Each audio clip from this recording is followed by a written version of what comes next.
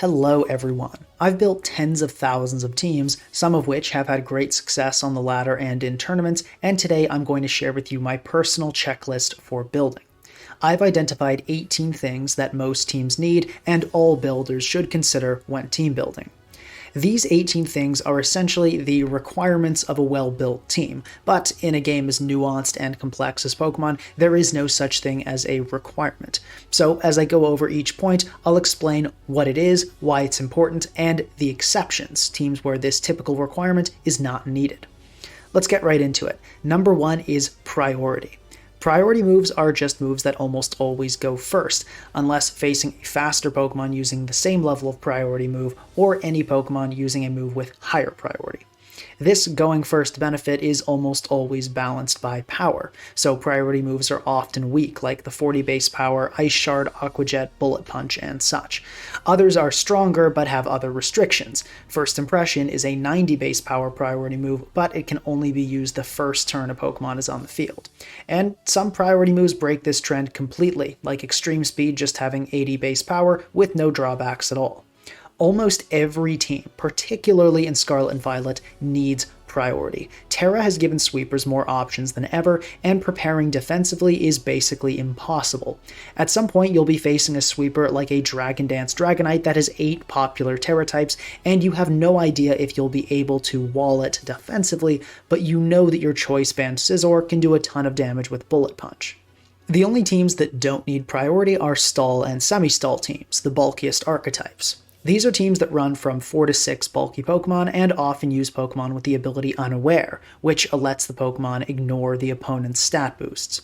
A quick aside here, understanding team archetypes is going to be very important for this video. I'll link a video breaking down archetypes and what they are in detail in the description, but to give a short overview, stall teams are made of 6 walls and have no reliable way to make progress, semi-stall teams have 4 to 5 walls and 1 to 2 offensive Pokemon, balanced teams have a mix of defensive and offensive Pokemon, offense teams have 4 to 5 offensive Pokemon and 1 to 2 Pokemon defensive core, and hyper offense teams have no defensive Pokemon at all, and sacking Pokemon is a consistent part of the hyper offense game plan. Anyway though, back to what we were talking about, priority. For stall and semi-stall teams, having all of those walls plus an Unaware Pokemon usually makes sweepers manageable without priority. But for the most part, even semi-stall teams should usually have priority. It's really only full stall that I'd say is almost always okay without it. Now, number 2, your team needs fast Pokemon. You need fast Pokemon for a very similar reason that you need priority, except now it's to deal with breakers instead of sweepers. If a breaker like a Swords Dance Ogerpon Wellspring is threatening to destroy your team and you have nothing faster than it, you just lose. Now, maybe your priority can deal with it, let's say you're running a Grassy Glide Rillaboom, but if you're counting on Rillaboom to be killing these breakers, what do you do when you face a booster special attack Iron Moth that starts getting out of hand with Fiery Dance boosts?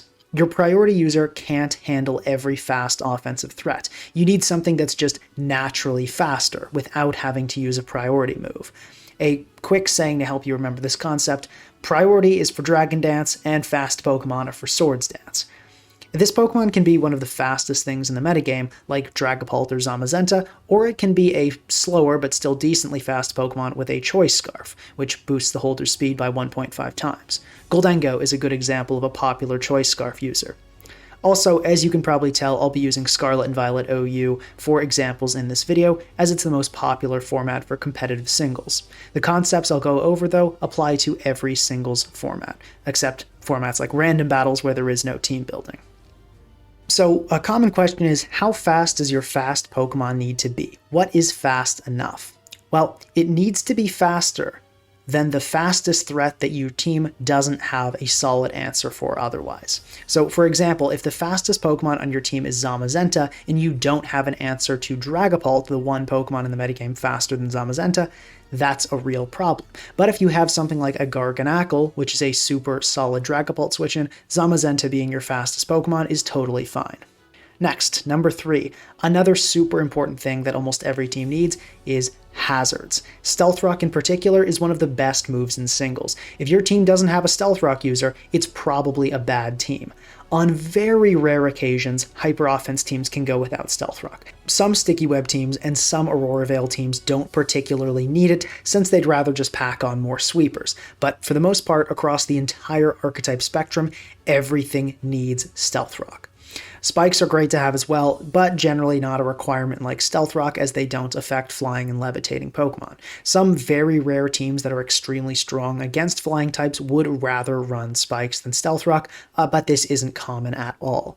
Sticky Web is great for teams that are built around it, but it's not the kind of hazard you can slap onto a team and say, okay, I have hazards now. Unless your team is based around Sticky Web, it's not worth adding a setter, unless that setter is also very good on its own in the tier you play. In OU, there is nothing like that.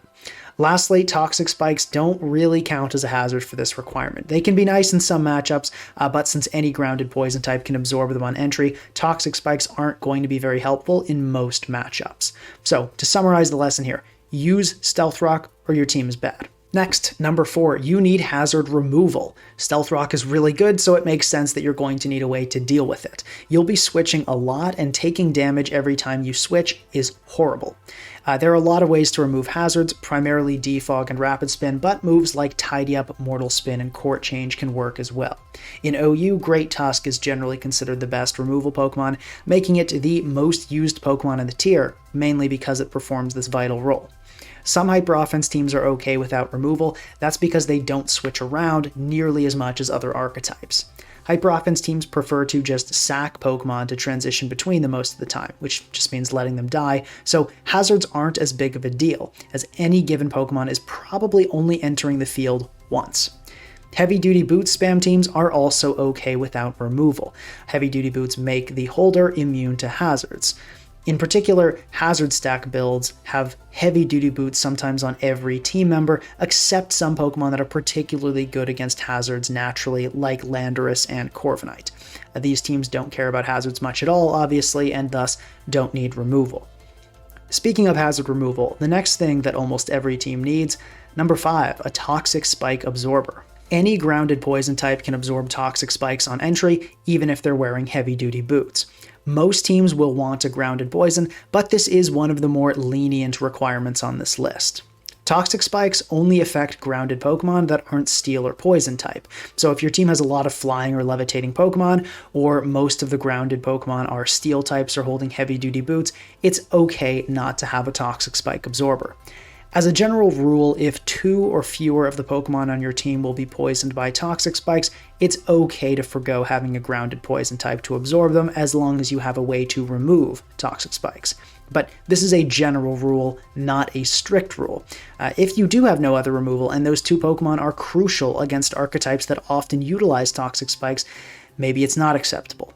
Sometimes even having only one Pokemon affected by Toxic Spikes demands an absorber if that one Pokemon is important enough to your game plan. Since we're on the topic of poison, let's go over requirement number 6. Your team should have immunities or some other way of handling Toxic, Will-O-Wisp, and Thunder Wave. Depending on how common the move Spore is in the tier you play, you can add that to the list as well. Sleep is banned in OU, so I won't mention that again though. And I didn't say anything about Freeze because there aren't any moves that directly inflict it. It's just a 10% chance on some ice moves, and usually all you can do is pray you don't get unlucky. Having status conditions on your Pokemon is really bad. Poison puts a timer on your Pokemon, so all your opponent has to do is switch around and respond defensively to kill it. Paralysis halves the speed of offensive Pokemon, which is practically a death sentence, and has a massive 25% chance to prevent you from moving at all. Burn is basically a KO on physical attackers, and the residual damage is bad for all Pokemon. So you need to be ready for the 3 moves that most commonly inflict these status conditions: Toxic, Thunder Wave, and Will-O-Wisp. Most commonly, that will come in the form of a Steel or Poison type for Toxic, Ground or Electric type for Thunder Wave, and Fire type for Will-O-Wisp, but not always. Pokemon like Garganacl with Purifying Salt, or Goldenga with Good as Gold also provide immunity to these moves. It's also acceptable to have Pokemon that can heal status conditions. Something with Natural Cure like Blissey, or even a Resto Chesto Ting-Lu can be a solid status absorber. Magic Guard Pokemon like Clefable don't love paralysis, but it's happy to get burned or poisoned. There are a lot of ways to deal with status, you just need to have some way to deal with these 3 moves without just letting a Pokemon be crippled. There are basically no exceptions to this. If Will-O-Wisp, Thunderwave, or Toxic is a free click against your team, it's almost certainly a bad team. Now for an obvious one, number 7, you need a resistance to all types. There is a heavy hitter for every single type, and if you're not ready for it, your team will get destroyed pretty frequently. Lacking a resistance to any type is almost always unacceptable, but of course, there are a few exceptions. The first, once again, hyper offense. Hyper offense teams have no defensive core at all, and they're not meant to have defensive switch-ins to hardly anything. Now, it's very important that hyper offense teams have resistances to types with strong priority moves, so they need grass resists for Grassy Glide, electric resist for Raging Bolt's Thunderclap and such. But if a hyper offense team has no resist to flying, it's not necessarily the end of the world. Generally, even hyper offense teams need resistances to all types, but in some cases, it's okay. The other case where it's okay is if you have very few relevant Pokemon of that type in the tier, and you have solid answers for those Pokemon. In OU, for example, Kyurem and Weavile are the only meta-relevant ice types. So if you have a physically defensive Corviknight for Weavile and an Assault Vest Galarian Slowking for Kyurem, even though you technically have no ice resist, you're probably fine. If you think your team is one of those rare cases where you don't need a resistance to a particular type, I'd still advise having Terra types on your team to resist those types in a pinch. Speaking of resisting every type, next up at number 8, you probably need a Steel type. It can be difficult to make sure your team resists every type, and that's where Steel types can help. Steel resists 10 types. The most notable of those resists are Ice, Fairy, and Dragon, which are some of the most difficult to find resistances for. Steel types are also immune to Poison, Toxic, and Toxic Spikes, which is very valuable. As long as your team resists every type and isn't weak to Poison types or Toxic, you don't necessarily need a Steel type. It's just that Steel types provide so much defensive utility that almost no successful team goes without one. There have been cases of great teams without Steel types, but it's pretty rare. If you're having trouble fitting everything you want onto a team, try adding a Steel type and it'll probably go a lot better. Next, number 9, an answer for all common threats. This one is pretty simple. When you're near the end of building your team, just glance at the usage stats for your tier, go down the list, and make sure you didn't forget about any major threat. Even if you have a resistance to all types, that doesn't mean you have an answer for all Pokemon. The more usage it gets, the more important it is that you have a strong response. Make sure that you consider Terra types as well if Terra is legal in the tier you're playing. If you feel like you can handle Garganacl because your Goldengo kills it with Make It Rain, think again. There's a very good chance that Garganacl will turn into a water type. Every team will have weaknesses, but you must have some way to respond to threats in the tier. Weaknesses have to be tolerated, but instant loss matchups shouldn't be tolerated. Next, at number 10, you need a ground immunity. Ground is one of the best types in the game, and tons of ground types usually end up at the top of the viability rankings in many tiers, and almost every single one of them gets Earthquake, a 100 base power physical ground move that doesn't make contact. Ground types are so good and Earthquake distribution is so generous that most teams you face will have an Earthquake Pokemon. It's even a popular coverage option on non-ground types. If you don't have a Flying or Levitate Pokemon to switch into this, clicking Earthquake is just going to be too easy against your team. There are, of course, exceptions to this rule. If your team has solid ground resists that can answer the tier's ground types, it's okay to forgo an immunity. Something like Rillaboom in OU halves the power of Earthquake with grassy terrain, and it resists Earthquake normally, making it basically a 4 times resist. It can also threaten all of the ground types in the tier with Grassy Glide and or Woodhammer. If you pair Rillaboom with something like Alomomola to handle the ground types Rillaboom can't switch into, like Great Tusk and Gliscor, you're all set without an immunity. Basically, almost all teams will want a Flying type or Levitate Pokemon, but if your team is very well prepared for every ground type in the tier, that works too. I should also specially mention Hyper Offense. It's really not an exception to this. Hyper Offense teams definitely do need a ground immunity, but because of how short games are, it can be from an Air Balloon. An Air Balloon is a temporary item that grants Levitate to the holder until it's hit by any attack. Such an item is unacceptable as a ground immunity in a balanced team, but as I said, Hyper Offense produces such short games, and Air Balloon can work just fine as a ground immunity for those teams. Now, for another immunity that's actually way more important, at number 11 we have an electric immunity. Almost every single team needs a ground type or a Pokemon with an ability like Lightning Rod or Volt Absorb because of just one move: Volt Switch. Volt Switch is the strongest pivoting move in the game at 70 base power, and like most special attacks, it doesn't make contact. If you don't have anything that's immune to Volt Switch, this becomes an absolute free click against your team. Having a resist isn't enough. If Specs Raging Bolt is clicking Volt Switch and you switch into a resist like Rillaboom, you're going to take damage, and then your opponent just gets to pivot into something that destroys Rillaboom. You need to stop the Volt Switch entirely with an immunity, which will block the pivoting as well. Pivoting in singles in general is insanely good. Dealing damage while also positioning yourself better is amazing. Fortunately, moves like U-turn and flip turn are weak, have tons of resistances, and make contact, so they're vulnerable to items like Rocky Helmet and abilities like Flame Body. And other than Volt Switch, U-turn, and flip turn, other pivoting moves don't deal damage. If ground types and electric immune abilities didn't exist, Volt Switch instantly becomes the best move in the game. So don't let it be the best move in the game against your team. If you don't have an electric immunity, you will almost certainly lose every time you see Volt Switch. The only exception to this is, once again, Hyper Offense. Hyper Offense teams don't switch hardly at all anyway, so pivoting against them is a lot less useful than against other archetypes. Most Hyper Offense teams in OU will have a ground type, but this has more to do with Raging Bolt's Thunderclap than Volt Switch. In lower tiers, a Hyper Offense team can definitely get away without an electric immunity. While we're on the topic of how insanely good Volt Switch is, let's discuss requirement number 12, pivoting moves. As I just explained, pivoting moves are insanely good. Dealing damage and putting yourself in a better position in one turn is just incredible. It helps teams feel a lot less clunky to play, and it gives entry opportunities to frail Pokemon and powerful breakers that would struggle to get in otherwise.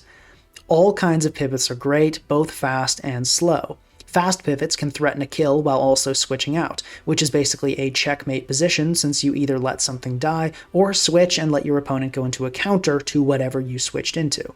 Slow pivots are great for safely bringing in frail team members. Most great teams will have at least 2 Pokemon with pivoting moves, although more certainly doesn't hurt. There are 2 types of teams that don't use pivoting much though: Stall and Hyper Offense. Stall teams don't have any frail Pokemon or breakers that need to enter. Every Pokemon is a wall and doesn't have an issue switching in on its own. Stall teams certainly do sometimes use pivoting moves, but it's not a requirement, like it is for other teams. Hyper Offense teams don't like to switch at all, so pivoting moves are best avoided. Before we continue, I'd like to remind you to subscribe. There have been recent reports of hordes of Whoopers sweeping through people's team builders and overriding their teams. This tragedy seems to be affecting Pinkacross subscribers at a much lesser rate, so for the sake of your teams, it's probably best to subscribe. Now for our 13th team requirement, Knockoff. Especially in Scarlet and Violet with no Megas and no Z moves, Knockoff is insanely good. It's 65 base power, but 97.5 when removing items, so it's quite strong, and of course, it removes items. Items provide so much value throughout a game that often just clicking Knockoff early on is one of the best plays you can make. Almost every team should have at least 1 Pokemon with Knockoff for this reason. 2 is often good as well, especially if the 2 Knockoff users has different counters and can thus knock off different Pokemon. 3 or more starts to have diminishing returns though, since Knockoff is a pretty weak move when it's not removing an item, and your opponent will probably just switch into something that's already had its item removed if they suspect you're going to click Knockoff. There definitely are some teams where 3 Knockoff users work well, but generally you want to aim for 1 or 2. Knockoff is especially vital for hazard stack teams, since they usually need to remove heavy-duty boots to work well.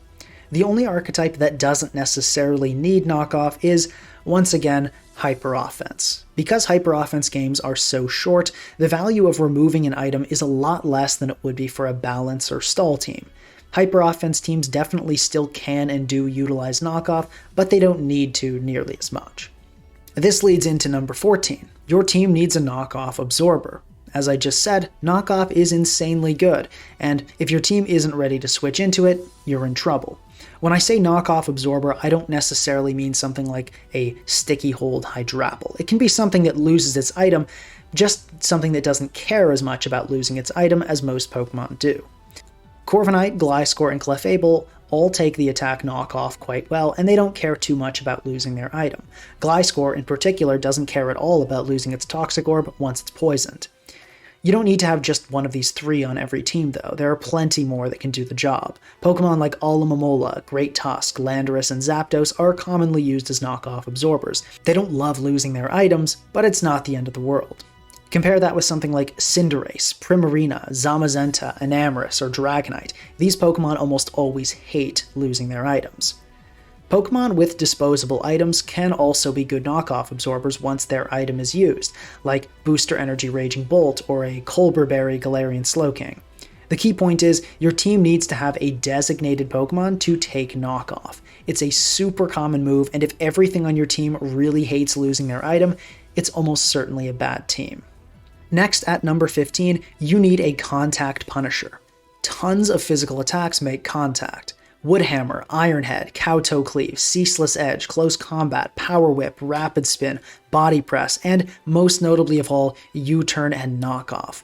Many more moves than what I just listed make contact, but those are some of the most common in OU.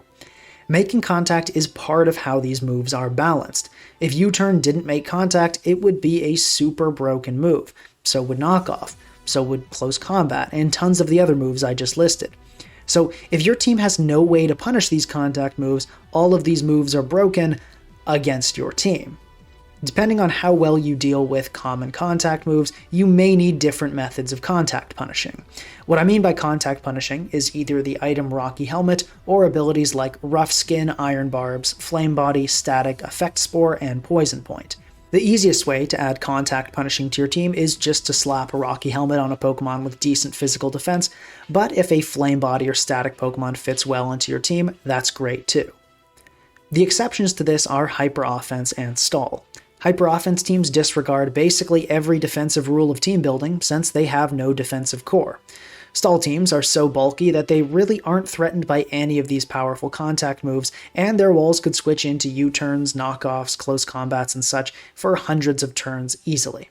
This is also one of the least crucial rules on this list. It can be very difficult to fit all of these requirements onto a team, and if one really needs to be dropped, a contact punisher isn't as crucial as many of the others I've gone over so far.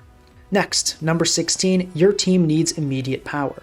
This just means a Pokemon that can hit hard right away without needing to set up. It can be something with a Choice Band or Choice Specs, or just a naturally very strong Pokemon like an Ogerpon Wellspring. Many times in a game, you'll be in a position where you want something strong right away. Maybe it's a slower, weakened Pokemon that will set hazards if you can't KO it right away. Maybe it's a bulky setup sweeper that's boosting its defensive stats, and it'll get out of hand unless you can hit it hard right away. Maybe your opponent brought in a very passive Pokemon as you clicked U-turn, and you want to use this opportunity to damage their team as much as possible. If you don't have a single thing on your team that can hit hard right away, you'll be out of luck in these situations. But beyond just having immediate power, you also need number 17, a Breaking Core. A Breaking Core is a group of Pokemon that, with proper support, can break any team. Think of this as the way your team makes progress. How does your team intend to win? Despite being so late on this list, it's actually the first thing you should think of when team building. Maybe the way you win is with hazards and removing heavy-duty boots with knockoff. Maybe the way you win is with a Choice Band Hoopa Unbound, paired with pivots that allow it to enter as much as possible. Every team needs to have a goal, or a way it intends to make progress. How to build these cores would take too long to explain in this video, but I made a full 28-minute video breaking down what a Breaking Core is, how to make it, and giving plenty of examples. That'll be linked in the description. The only archetype that will not have a Breaking Core is Stall. Stall teams sacrifice having a reliable way to make progress in favor of packing in more walls and becoming as unbreakable as possible. Stall teams are also exempt from the previous requirement, immediate power, for the same reason. Now, the last requirement of all. Your team should have at least one decently strong physical attacker and at least one decently strong special attacker. There are some very commonly used moves that boost physical defense and special defense. most commonly Bulk Up, Curse, and Iron Defense on the physical side, and Calm Mind on the special side. If you don't have special attackers to damage physical defense boosting sweepers, or physical attackers to damage special defense boosting sweepers, these Pokemon are going to be very, very hard to take down. Also, just in general, almost every Pokemon is going to be weaker on the physical or special side, and you want to be able to hit them where it hurts most. The main archetype exempt from this is Stall, which doesn't really have physical or special attackers, since it basically doesn't have attackers, just walls. The other exception is a team that is very intentionally heavy on the special or physical side. Some offense and hyper-offense teams are called physical spam or special spam, since they aim to wear down walls on the physical or special side to allow the rest of their team to sweep. To avoid losing to things like Iron Defense Corviknight and Zamazenta, physical spam teams will have moves like Taunt and Encore to shut down this defensive setup. Special spam teams will utilize Taunt and Encore as well, and Psyshock, a special attack that hits for physical damage. Still, even on physical and special spam teams, they usually run at least one attacker from the other side. You don't need to have a perfect balance in the number of physical and special attackers on your team, but almost every team will want at least one of each. Alright, that's the complete list.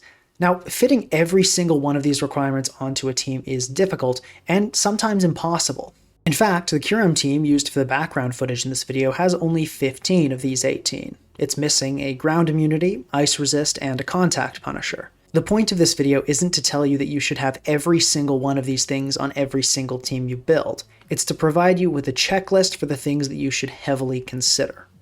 Compromises have to be made in team building, especially in Generation 9. You won't be able to fit everything you want onto a team. But if you know when exceptions can be made for these rules, you can make better choices. I've written out the full checklist in the description so you can copy it and reference it when you build. I'd recommend using it in the later stages of the team building process when most of the team is already there and you want to see what you may have forgotten. Referencing a list this long in early stages isn't helpful and might make building seem daunting or overwhelming. Trust me, a lot of these requirements will be fulfilled just by building normally, even without particularly thinking about them. Well, that's all. If you learned something and or enjoyed the video, please consider subscribing and leaving a like. Let me know in the comments if you have any questions. I'll do my best to answer them all. Thanks for watching, and I'll see you guys next time.